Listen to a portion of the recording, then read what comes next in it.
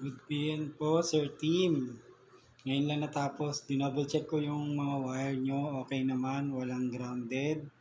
Nag-double check na ulit ako para sure ball. Wala naman, so far, lahat tinesting ko na isa-isa. Ngayon, ito yung video niya. Baka ang problema na siguro, okay na yung module, okay na yung wire, okay na rin yung adapter. Baka siguro ang problema na is yung mga drum pads na naiwan dyan. Siguro baka sira na yung piezo sensor niya or yung trigger foam. Common naman yan, nasisira dyan, lalo na naka-mesh ka. Madalas masira dyan yung trigger foam or yung piezo sensor. Pag nawawala-wala na yung tunog ng mga pads. Pero sa module, okay na siya. Sa sa cable, wala namang grounded, okay naman. Ito muna first video sa hi-hat. Tsaka isa-isay natin, sir.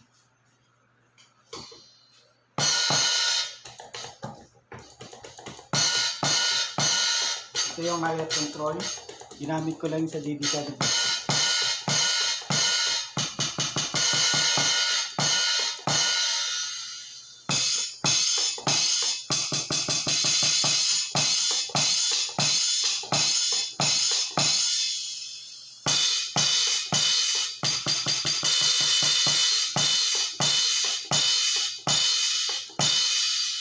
Punta natin sa crash.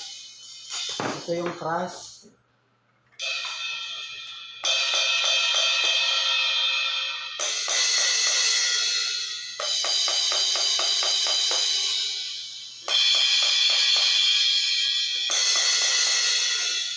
Ito yung ride.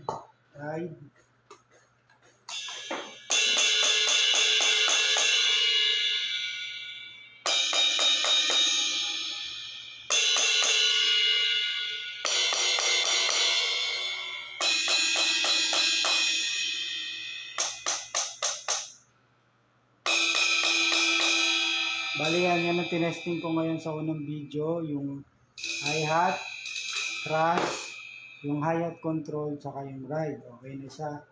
Second video ko yung sa snare, toms, saka kick pad.